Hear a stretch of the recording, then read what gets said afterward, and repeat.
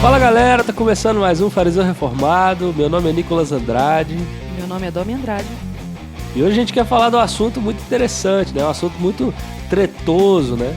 Carlos Drummond de Andrade disse que tinha uma pedra no meio do caminho, mas Jesus disse que a pedra está debaixo da igreja. Agora, quem que é essa bendita dessa pedra, né? Será que é Jesus? Será que é Pedro, né? Fica aí com a gente que você vai descobrir.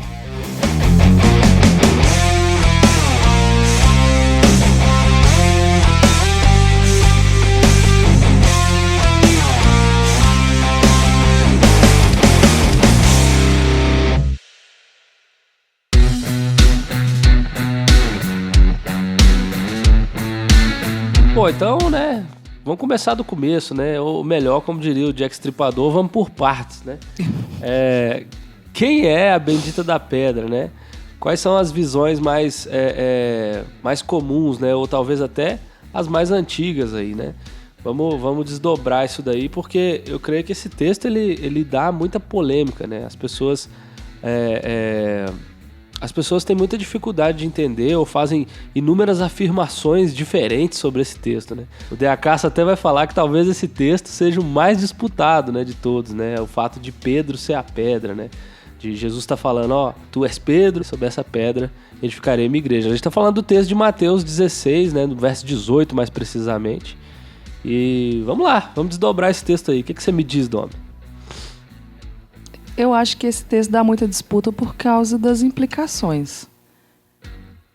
Na hora que a pessoa vai interpretar, ela tende a pensar nas implicações de uma forma muito decisiva. Não sei se você entende. Por exemplo, tem a visão que diz que a pedra é Pedro. E aí isso já é a base de todo o papado da Igreja Católica e a questão da sucessão apostólica que tem não só na Igreja Católica, mas em várias tradições cristãs no Oriente. E isso para eles é muito importante. Só que do outro lado tem, né, o pessoal que diz que a pedra é Jesus, porque você não pode fundamentar a igreja em homens, e Jesus é que é a rocha, porque Jesus é que é Deus. E eu acho que as pessoas perdem um pouquinho de vista o que o texto diz quando elas pensam muito nessa questão das implicações, né? Não sei se você concorda comigo. Sim, rola meio que um certo preconceito, uma aversão à ideia, por exemplo, de Pedro ser a pedra por conta do catolicismo, né? As pessoas têm medo, às vezes, de cair numa crença católica, né? Tipo, tem medo até de concordar com eles, né? Falar assim, não, católico, vê lá. Eu não quero eu não quero partilhar do mesmo pensamento, não. Essa heresia e tal. E vice-versa, né? O caso fala isso também, porque a gente, na vontade de não concordar com o catolicismo, a gente vira anticatólico, o que também, né, pode levar a um monte de erro. A questão é o que o texto diz, independente das consequências. Eu acho que esse é o problema. O pessoal fica tentando se desvencilhar das consequências. Então, assim, tipo, o que o texto diz, doa quem doer. E aí? Então, assim, pensando nessa visão, eu acho que talvez a visão mais popular entre protestantes seria que Jesus é a rocha. Sim. Né? É a visão protestante padrão, né? Eu acho que é. É a mais segura? Talvez. Porque Jesus é Deus. Então, né, não tem outra rocha. Ele é a rocha eterna. Ele é que é o fundamento. A igreja não pode estar fundamentada sobre homens. Mas será mesmo? Entra em conformidade com o que Paulo falou em 1 Coríntios 3,10 e com o que o próprio Pedro vai falar lá na primeira carta dele, né? O próprio Pedro diz isso, que Jesus é a rocha. A questão é, o fato de Pedro ter dito isso nesse momento significa que num outro texto essa é a interpretação? Na verdade, quando a gente faz a leitura do texto, a questão é o que fica mais fácil de perceber em relação a quem é a rocha? Porque a gente vai entrar aqui em algumas questões de de tradução, de língua original, mas no próprio português mesmo, eu acho que já dá para perceber. Em termos assim de... Qual que é a primeira coisa que vem na mente quando você lê esse texto? Você fala a leitura natural do texto, né? Isso, a leitura natural do texto. O texto, ele né, no Mateus 16, aí no verso 13 e 14, Jesus tá falando que Jesus chegou a Cesareia de Filipe e ele pergunta, né, quem que a galera fala ali que ele é, né? Qual que é a concepção geral de quem ele é, de quem eles entendem que ele é. E aí eles vão falando. Aí no 15 ele pergunta, e vocês? Perguntou ele, quem vocês dizem que eu sou? Simão Pedro respondeu, tu és o Cristo, o Filho do Deus vivo. Respondeu Jesus, feliz é você, Simão, filho de Jonas, porque isso não lhe foi revelado por carne ou sangue, mas por meu Pai que estás nos céus. E eu lhe digo que você é Pedro, e sobre esta pedra edificarei minha igreja, e as portas do Hades não poderão vencê-la. Eu lhe darei as chaves do reino dos céus, e o que você ligar na terra terá sido ligado nos céus, e o que você desligar na terra terá sido desligado nos céus. E aí, Nicolas, quem é Pedro? Então... Não me comprometer, não. Então, tem a visão mais popular protestante, que é que Jesus é a rocha. O que muitos dizem? Que Jesus usou esta e não você. Se a gente for reparar no texto, Jesus se refere a Pedro usando você em outros momentos. Mas no momento de falar da rocha, ele usa esta. Os próprios versos, no verso 17 no verso 19, né? Quando ele vai endoidar com ele lá, ele fala você e tal. Exatamente. Porém, aí não. Aí ele usa o esta, né? Então você tem lá, e isso você tem a questão que alguns dizem também, que o fato dele usar pronome possessivo mim, a igreja centraliza tudo nele. Não sei se isso é um argumento assim muito forte. Mas eles dizem também que a palavra pedra aparece algumas vezes em Mateus, e que aí ela aparece aqui, né? Tem o sentido literal da tumba de Jesus e outros dois momentos para se referir ao Cristo e ao ensino. E quando você vai olhar o contexto geral do Novo Testamento, ela, na maioria das vezes, ou se não todas, se refere a Cristo. Isso então, aí quem vai dizer é o Douglas Sheehan O'Donnell. Isso. Que bom que você falou, porque eu não ia lembrar esse nome, não. Só que a questão é... Eu não sei se eu posso estar aqui sendo meio tendenciosa, mas eu acho essa argumentação muito fraca. Eu acho, Sim. Porque não parece. A questão é, por exemplo, ele usa aqui esta e não você. Só que ele também não usou eu. Ele poderia. Exatamente. Não é? Na mesma forma que ele poderia, ou o natural seria usar você, ele também poderia ter usado eu, e aí? Então esse argumento ele serve para os dois lados. Exatamente. Quem disser, ele não usou você, também não usou eu, né? Não falou assim sobre mim, né? Exato. Então, dá no mesmo. Pois é, exatamente. E aí, então assim, eu penso que essa posição, ela parece uma leitura um pouco forçada do texto. Eu não sei se você vai concordar comigo. Tipo assim, eles querem deduzir que Jesus está apontando para si, né? Sobre esta, e aponta pro próprio peito, assim, né? De repente. Se você não fizer essa gesticulação, né? Tu és Pedro, mas sobre esta pedra e aponta para si, não faz sentido nenhum. Fica, porque o esta... Exatamente, porque o esta aí já está apontando para algo que foi dito. Exato. Certo? Exatamente. Esse termo, ele é uma retomada de um elemento que já foi apresentado antes. E para quem que ele estaria se dirigindo? Não para si. Então, não parece uma leitura muito natural. Pelo menos não para mim. Talvez, de todas as interpretações, essa seja a mais difícil de você ver no texto, igual eu falei, com essa leitura natural. Por causa exatamente disso. Que ele poderia ter dito eu, ficaria mais claro. O esta é uma retomada de elemento já apresentado. E aí, quando você vê, ele abre essa fala se dirigindo para Pedro. Então, assim, você pensar, tu és Pedro, mas sobre esta pedra eu edificarei a minha igreja. Então, sei lá, não parece uma leitura muito natural.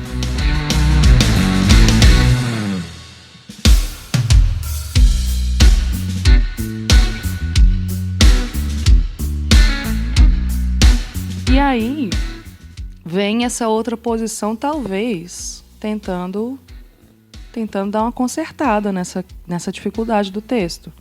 Que é a de que não é Jesus, mas também não é Pedro. Claro que não, que a igreja não é fundamentada sobre um homem. O problema é com Pedro, né? A galera não gosta de Pedro. O povo não quer Pedro, não. Tem que ser alguma outra coisa. Então, o que a gente diz que é? É a declaração de Pedro. Não é? Porque o que Pedro diz? Tu és o Cristo, o Filho do Deus vivo. Então, essa declaração é que é o fundamento da igreja. Porque todo aquele que crê nisso, né, faz parte da igreja. Então, pronto, é isso. Obrigada, Nicolas. Falou, tchau. Pronto. Seria a ideia de que, tipo assim, né? Jesus até diz que Deus revelou a ele isso daí. Então, isso. Uma revelação que não é humana, mas é divina, dada à humanidade, né? Dada aos seres humanos, através do Espírito Santo, onde a gente confessa que Cristo é o Senhor, que Cristo que Jesus é o Cristo, o Filho de Deus vivo. Então, assim, sobre isso, sobre esse movimento divino, a igreja está fundada, né? Sobre essa afirmação que Pedro faz, né? A igreja está estabelecida. Exatamente. A questão fica a mesma questão do esta, dá um pouquinho de dificuldade, porque ele realmente está fazendo uma retomada de termos. E não parece ser... Talvez até seja possível, mas o mais natural é que realmente seja Pedro a retomada. Sim. É uma questão assim... Eu até vi um comentário a respeito disso, que é uma questão sintática. Sintática tem a ver com a estrutura da frase, né, da língua. Então, assim, se você for analisar linguisticamente, esta, naturalmente, ele estaria falando sobre Pedro. Porque ficaria muito esquisito uma leitura diferente dessa, sintaticamente. Como se ele estivesse trazendo o elemento que está fora do discurso. Isso. Porque ele começa falando, tu és Pedro, e sobre esta pedra. E aí entra uma outra questão também da questão linguística, que é o i. É o kai, né, no grego. Exatamente. Esse kai, esse i, ele traz uma ideia de adição. É uma conjunção. É uma conjunção. Então, ele tá trazendo a ideia de continuidade. E aí é que entra um problema. Por quê? Muita gente se apega na questão desse trocadilho que tem entre Pedro e pedra. E aí você pode falar melhor que você que gosta do grego. A questão do Petros e Petra. Uhum. Então, assim, para fazer mais sentido essa leitura de que o Petros é a pedrinha, né? Você é uma pedrinha, mas sobre a Petra, a rocha eterna, eu vou reconstruir minha igreja. Isso traz uma ideia de contrariedade, não é? Como se fosse uma contradição, uma contraposição. Só que não tem aí um mais, não tem um porém, para poder, deixar isso evidente. O que tem é um i. Jesus poderia ter usado outras formas de construir essa frase, né? Uhum. Tem outras palavras no grego que ele poderia ter usado para poder conectar uma coisa a outra ou para poder fazer essa observação ou correção, né? Tipo assim, tu és Pedro, porém sobre esta pedra, tu és Pedro, mais sobre essa pedra. Ele estaria, mostrando que Pedro é uma coisa e a pedra é outra, certo? É um contraste, né? É um contraste. Né? O problema todo é que ele usa esse kai e assim, naturalmente ele está fazendo uma conexão.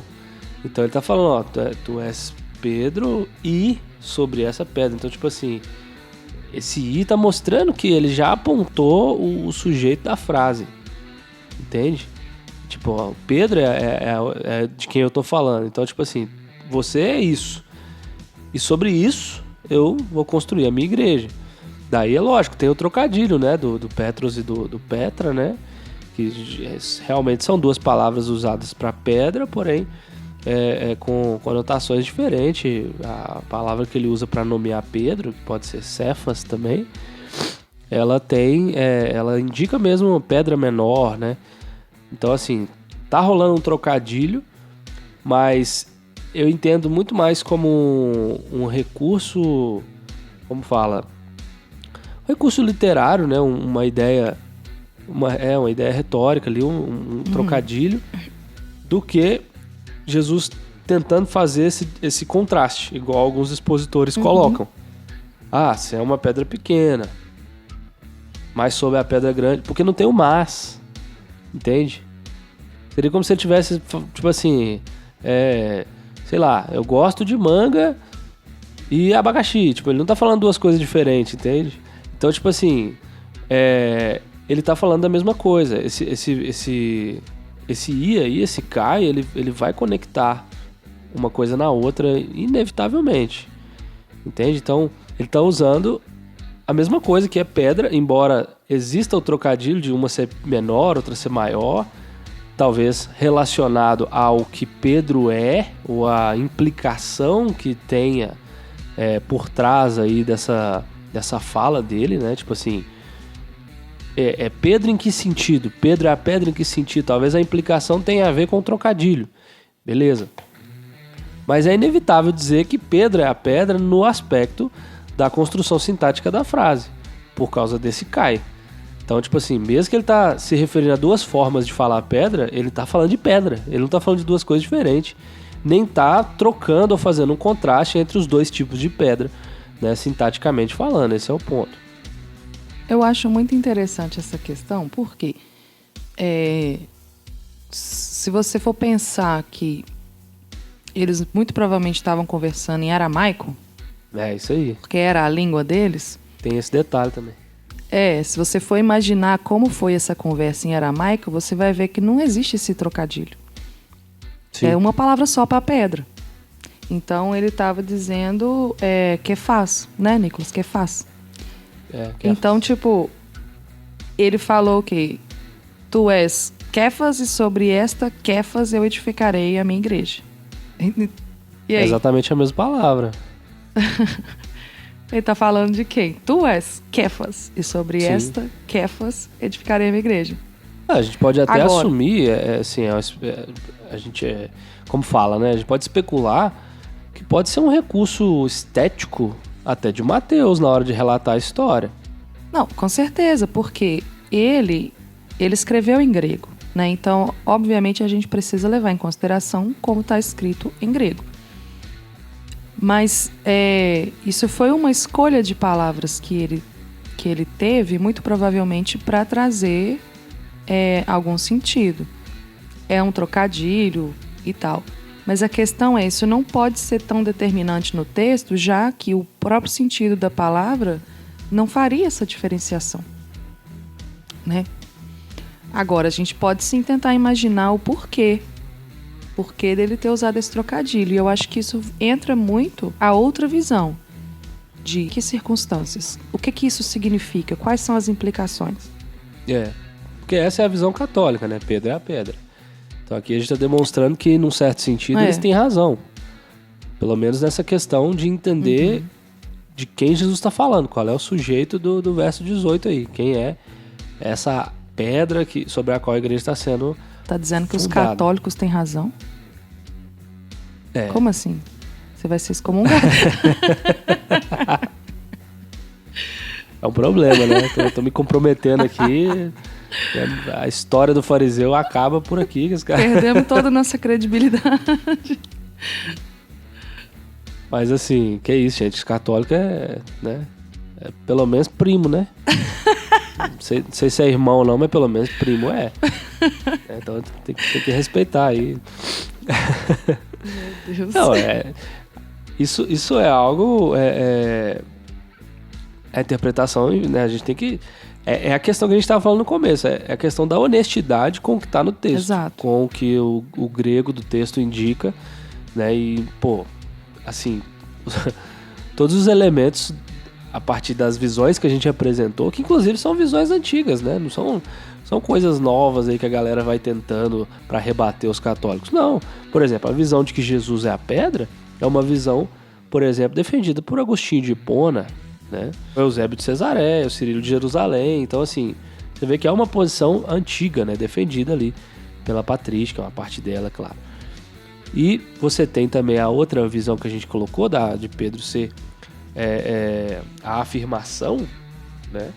Que é uma posição, por exemplo, defendida por Orígenes, Ambrósio, Epifânio. Então, assim, são posições antigas, são posições da tradição, entende? Então, a gente não são tentativas de desbancar o catolicismo, mas a gente percebe nessas posições o problema, né? A pedra no sapato de cada posição, uma vez que a gente percebe que no grego a construção do texto ela indica de fato que essa posição que o catolicismo vem defendendo aí ao longo desses anos aí é a posição mais correta, né? Que inclusive também é uma posição bem antiga, né? É uma posição que Tertuliano, Jerônimo, né? O Papa Leão, né? Todos eles aí, dentre muitos outros com certeza, ao longo da história da igreja, defenderam.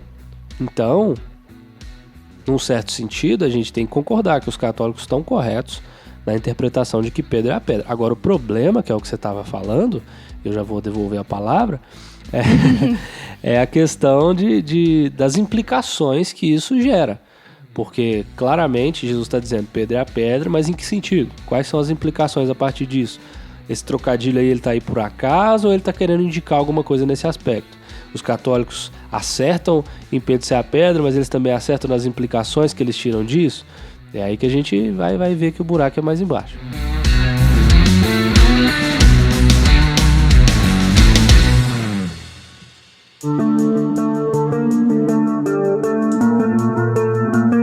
Então, eu acho que a gente tem muita dificuldade com essa questão por vir de um posicionamento católico.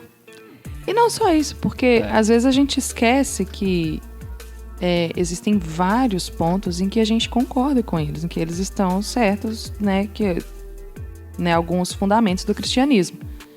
Só que o problema dessa visão que eu acho é a questão do quão importante isso é para o catolicismo. E aí é que a gente fica um pouco mais receoso de admitir que sim, eles estão certos. A leitura mais natural do texto é essa.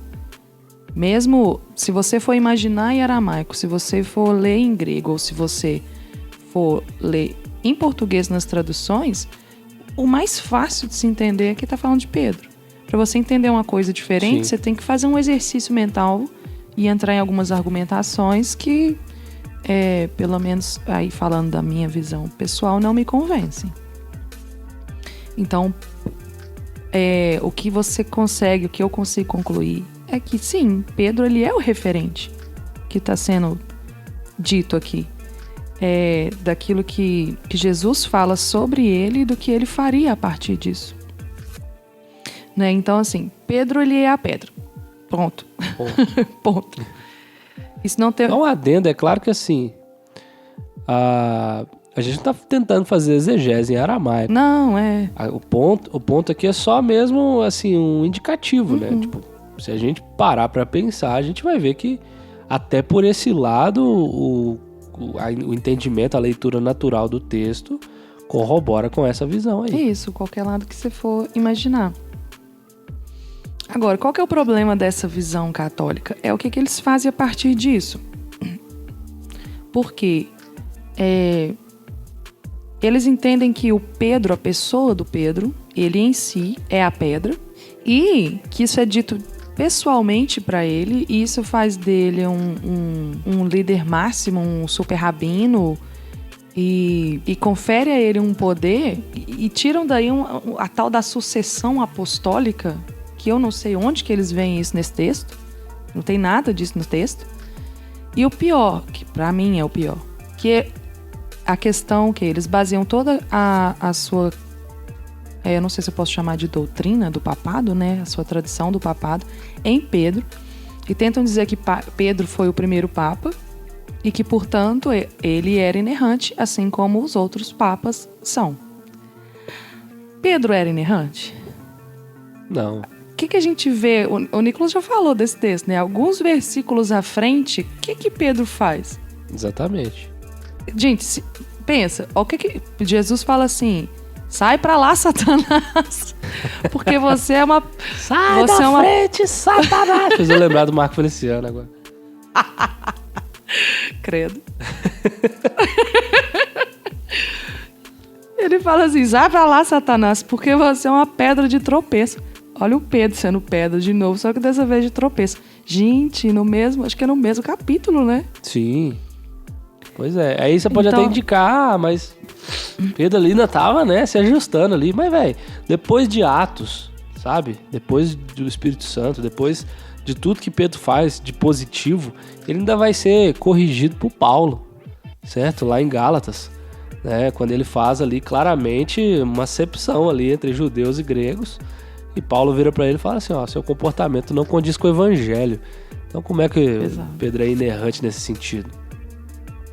Ele não esse aqui é o ponto. Os católicos perdem de vista que nós estamos tratando de um ser humano. E, na verdade, não é o único caso em que isso acontece na tendência deles de interpretação bíblica. E não bíblica também, né? Enfim. Perder de vista que é um ser humano. Então não tem como você falar que Pedro era inerrante. E a questão pra mim que pega é, se Pedro não era inerrante, imagina quem veio depois dele. Muito menos. Com certeza.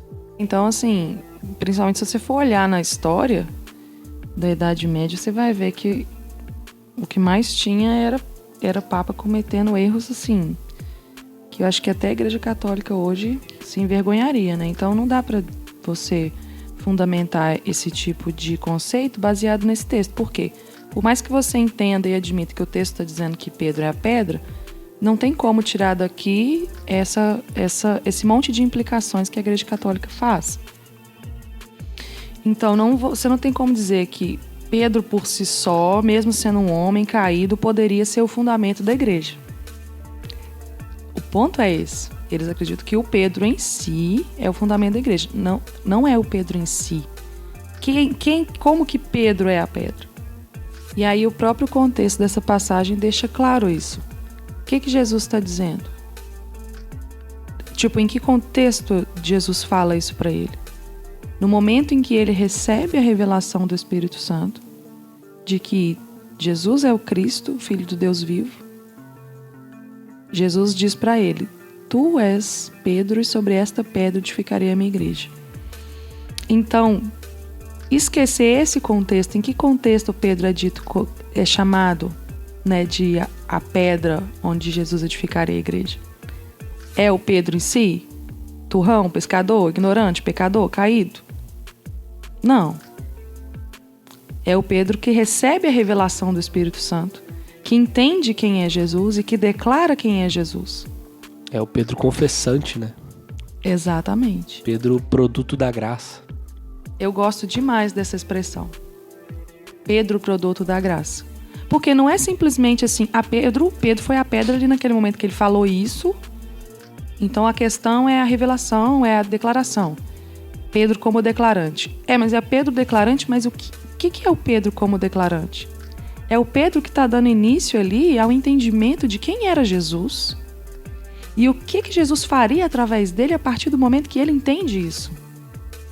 Agora, esse foi o exato momento em que Pedro entendeu plenamente quem era Jesus? Não. Não.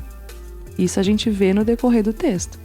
Em que quando Jesus diz que ele iria morrer, ele fala: não, Senhor, de forma alguma o Senhor vai morrer. Ele não tinha entendido a obra de Cristo ainda. Então, por isso que quando Jesus... Acho que no momento em que Jesus ressuscita, né, depois da ressurreição, ele fala: olha, Pedro, quando você se converter, né, você... E aí você pensa: nossa, ele não tinha convertido ainda. Não tinha.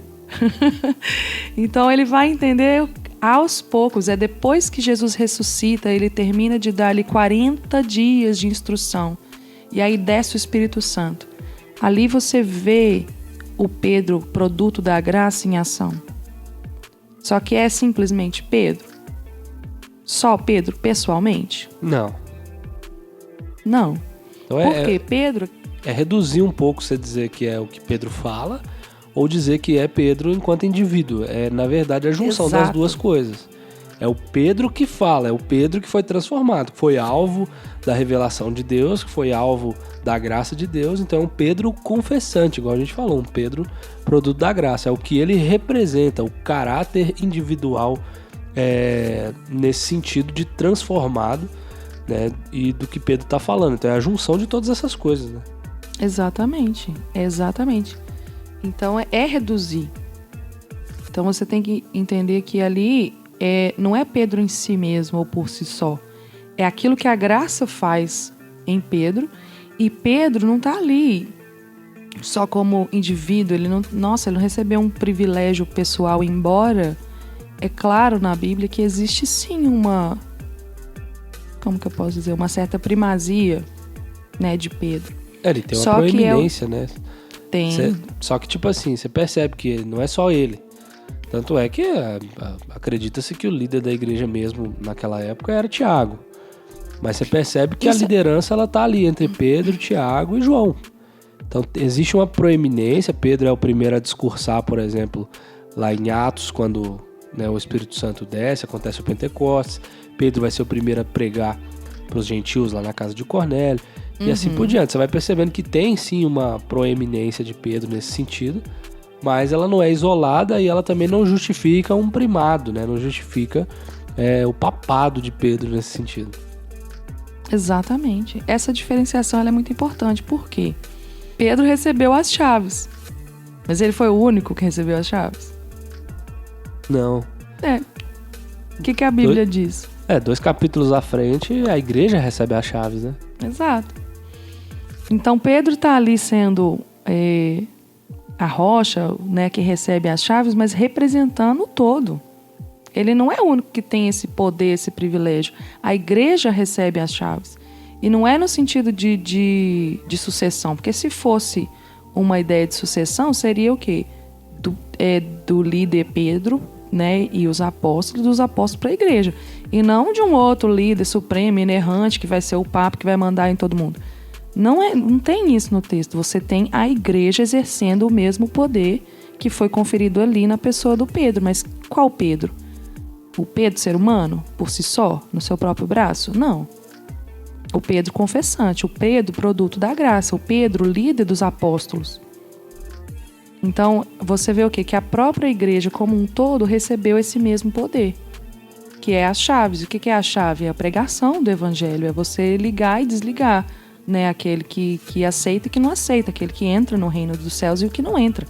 Reconhecer isso, reconhecer quem é salvo, quem não é, quem entra e quem não entra, aquele que aceita e o que não aceita o evangelho. Esse é um poder conferido a toda a igreja. E está lhe sendo dado a partir de Cristo para a pessoa de Pedro como representante da igreja, como representante dos apóstolos. Pedro, produto da graça. Então não é errado você afirmar isso, porque a gente não está dizendo que a igreja foi fundamentada em um homem. E a questão é que eu acho que as pessoas pegam muito essa questão da metáfora. As pessoas se esquecem de que isso aqui é uma metáfora sendo aplicada. E aí quando a gente entende isso, a gente fica um pouco assim, mais, vou dizer, desencanado para poder fazer essa interpretação. Quer dizer que é até interessante que o Douglas O'Donnell ele vai usar esse argumento de que a pedra aí, nas 12 vezes que ela aparece no Novo Testamento, ela não, hora nenhuma ela está indicando outra pessoa a não ser Jesus. E aí a gente pensa assim, então, já que ela nos outros lugares não está falando de outra pessoa, então aqui ela também não pode. E aí é o que eu acho que você ia começar a falar, a questão da metáfora. E como a metáfora, às vezes, dependendo do seu contexto, ela pode variar de significado. E não tem problema nenhum, isso não é uma contradição, né? Sim, você deve lembrar de vários exemplos, né? Sim. Em que isso acontece.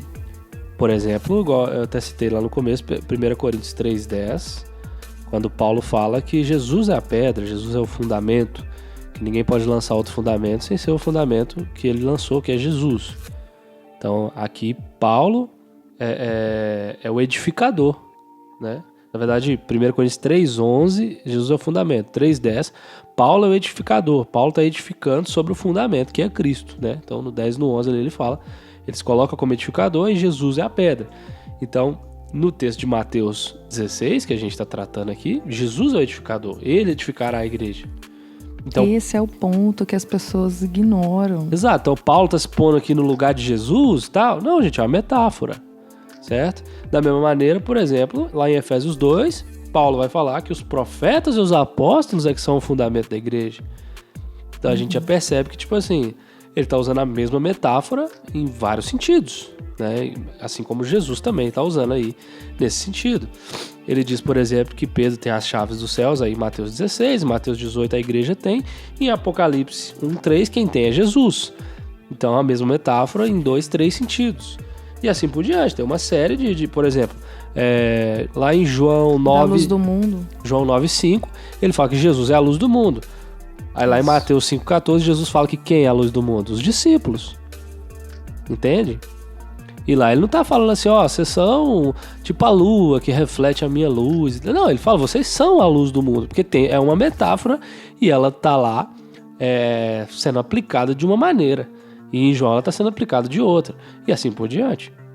Então não tem contradição nenhuma, nem problema nenhum você conseguir compreender como que se utiliza a metáfora dentro do seu contexto.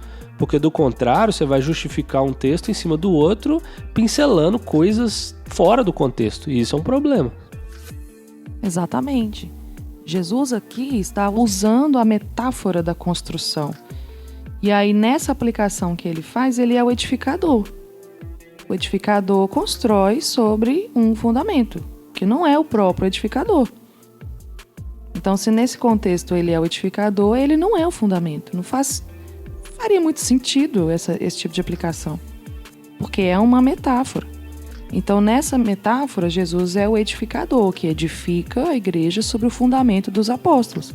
E é interessante que o Nicolas já citou o texto em que fala que os apóstolos são o fundamento da igreja.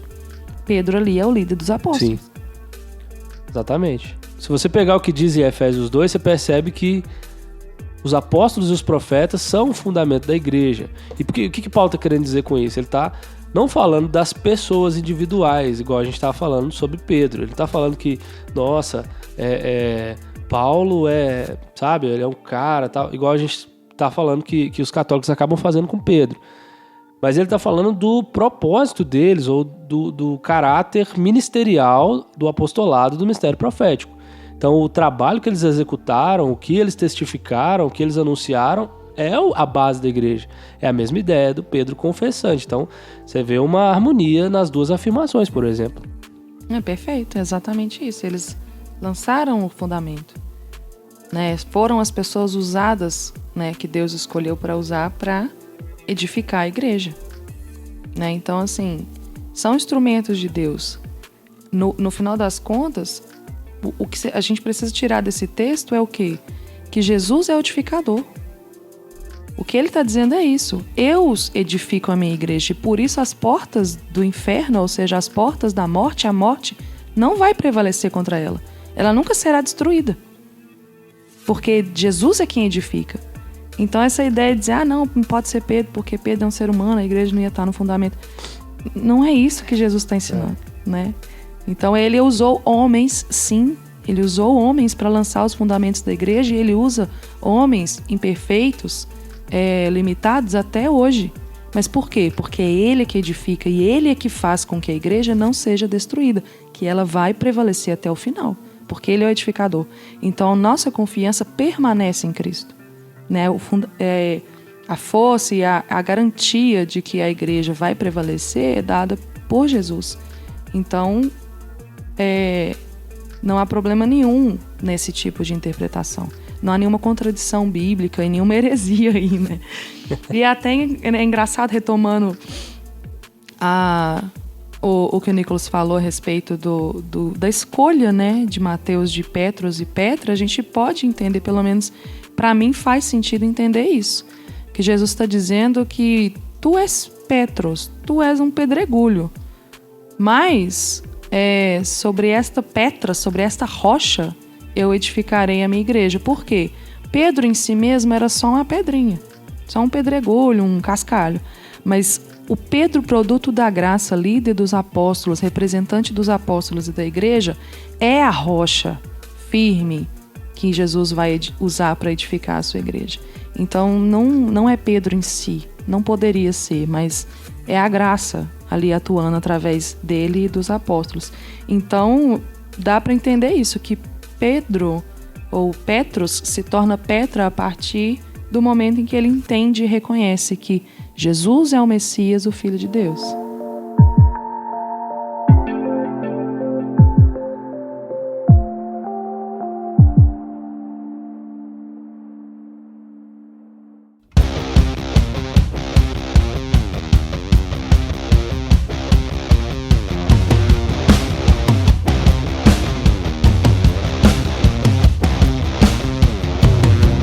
Então é isso aí, pessoal. Chegamos ao final desse episódio, né? Espero que você não tenha ficado furioso com a gente. E a gente descobriu, né, que tem uma pedra debaixo da igreja e nesse texto a pedra é Pedro, né? Mas não é qualquer Pedro, é o Pedro produto da graça, né? É o Pedro que é produto da obra da salvação de Jesus, né? Indicando que a igreja está fundamentada na obra de Cristo feita na cruz. Então é isso aí, né? Eu queria agradecer aí mais uma vez a sua audiência, né? A gente tá meio sumido, mas a gente tá voltando, né? E devagar a gente chega lá. Demorou? Então é isso aí, valeu, até mais. Até mais.